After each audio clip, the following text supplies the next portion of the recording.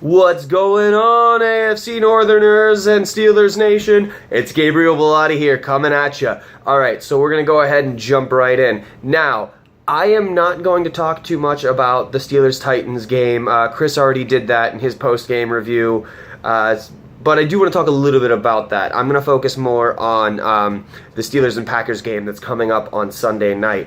But what I will say is that I'm extremely happy with what I saw.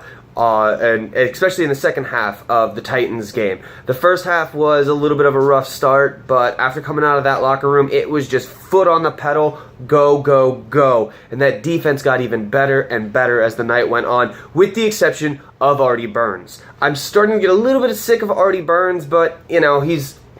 And the other big thing, too, on the defense that I've been noticing as a problem the past few weeks and possibly even this whole season is tackling.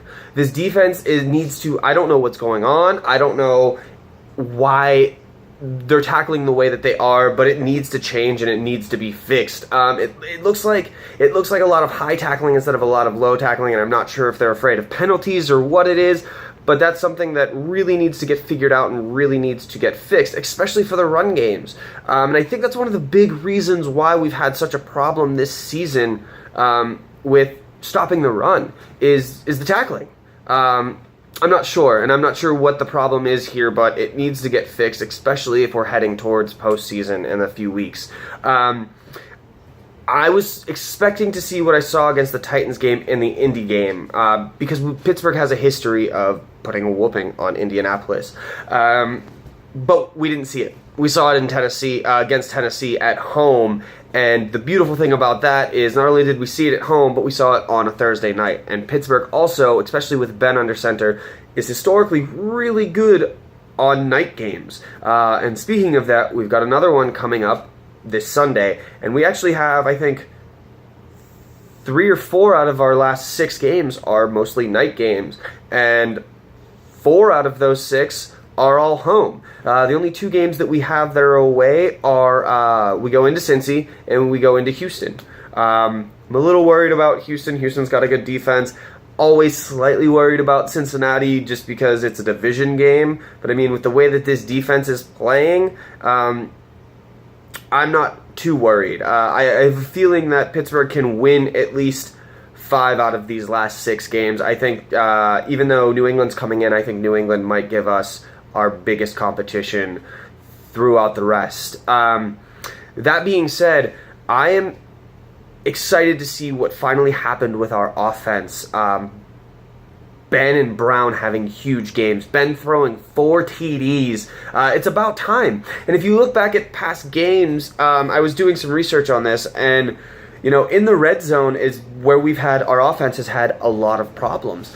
But the last 2 games, we've got six touchdowns. 6 touchdowns in the red zone, and it's awesome. So I'm hoping to see that we keep that going, and I think we will. I think Ben, and this whole thing with Ben talking about this criticism on that Ben doesn't care about football anymore, I'm hoping that kind of lights a fire under his ass, and he just, out of spite with a chip on his shoulder, starts just, you know, throwing more. I was seeing and hearing a lot of things about it's dangerous for us to go more pass heavy than run heavy, and that's true. But it's Ben, and I think we need to find a little bit more of a balance, at least right now. If we can't get the run going, pass more, because Pittsburgh has had since Haley's been in charge of the offense. If we can't get the run, we stick with the run for some reason. Like, we don't allow Ben to throw it for some reason, and it's especially been since Le'Veon Bell has been, and I love Bell, and I think he's one of the best running backs in the game, but when the run's not working, the run's not working. Let Ben throw the ball. And another big problem with the Indianapolis game was we weren't throwing quick passes. We weren't doing, Ben wasn't doing no huddle, but we saw a lot of that no huddle in Tennessee. And what happened against Tennessee? And what happened? 4 touchdowns going down the field. We had an amazing game. Now, I do want to touch on Marcus Gilbert. And come on. You're a veteran player. Why? You know you're eventually going to get caught for this shit. You know you're eventually going to get caught for this shit. You've got nobody else but to blame. So I'm a little upset about all of this, and it leads us. It worries me a little bit for going on, because he's out 4 games, which means we're not going to have him for New England, and we don't have him for Cincy, and that's going to be a little bit of a problem with us because we've got Chris Hubbard in.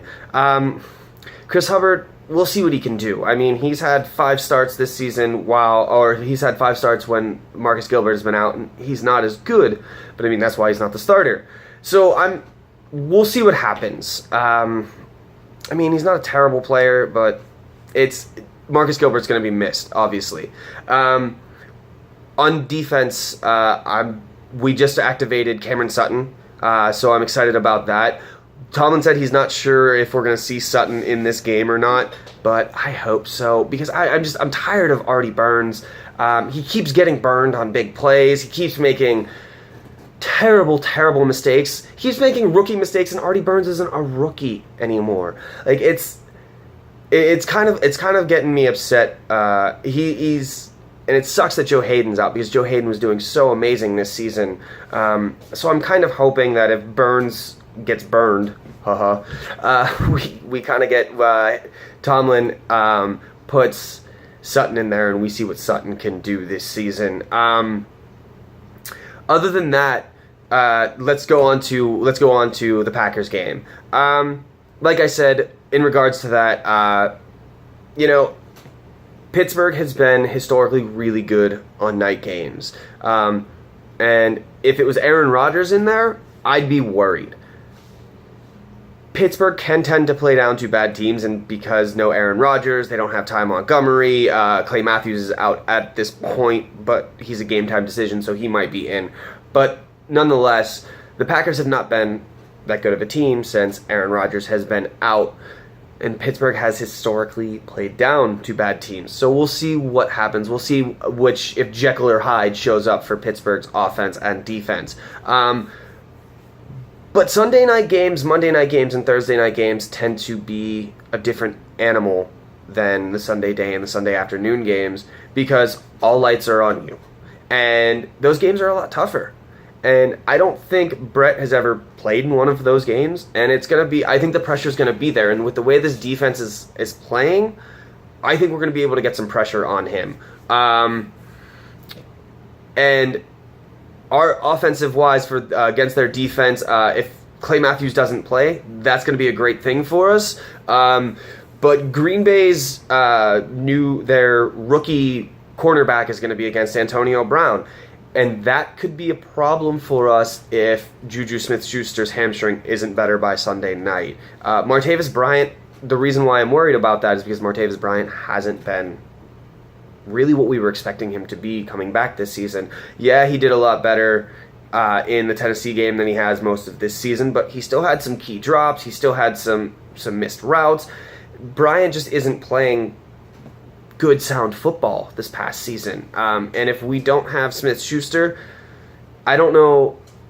I think we're going to have to lean on tight ends, because Brown's going to get covered a lot, especially if Schuster's not in the game. And so with that, I think we're going to have to see a lot from Vance McDonald. We're going to have to see a lot from Jesse James. Brian's going to have to step his game up. And Ben's going to have to keep throwing like he was throwing last week and in the fourth quarter of the Indianapolis game. I'm happy to see that Ben didn't have any interceptions against Tennessee, so we'll see what happens with Green Bay. So with all of that being said, I think Pittsburgh comes away with this win, especially after watching what Baltimore was able to go into Green Bay and do. Green Bay's coming into Pittsburgh, and Pittsburgh over the years has become a really good city for the Steelers to play in. The stadium, especially on night games, because that's when fans really come out and really support. And it's become a nightmare for some teams to come in there offensively when they're in that stadium. So we'll see what happens. But I'm gonna go ahead and I'm gonna predict. I'm gonna say 35-7. With with Artie Burns in there. If Artie Burns stays in there, I have a feeling he's going to get burned for a touchdown. They don't have Ty Montgomery, they don't have Aaron Jones, so they don't really have their run game, so I think they're going to have to go through the air most of this, and I don't think we're going to have to stop much of the run. So I think, if anything, we're going to get burned for one touchdown, and I'm going to call it's going to be on Artie Burns. But other than that, yeah, I'm going to call this 35-7 in Pittsburgh's favor. Also, before I go, I want to talk to everybody about one thing. Net neutrality. Net neutrality is a big, big thing.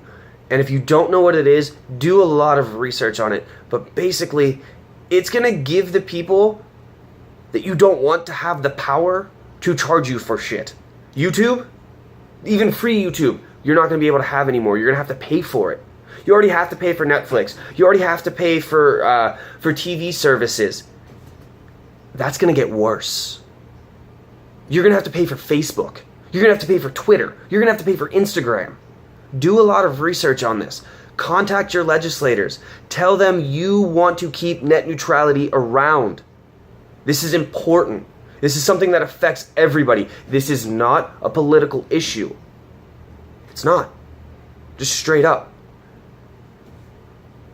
Do some research on it and find out how important net neutrality is. It's going to put the power in the hands of conglomerates that don't deserve the power to decide. And not only that, they'll be able to decide what websites get the faster connections. So say you're trying to start a website, or say you have a small business. If they have a business that is providing the same product, you're not going to get the same kind of traffic that they are. They're going to lower your broadband. It's bad. Do research. Learn more on this. It's extremely, extremely important. I'm sorry I had to go that way, but there's a lot of people who don't know about this. Now, done with that.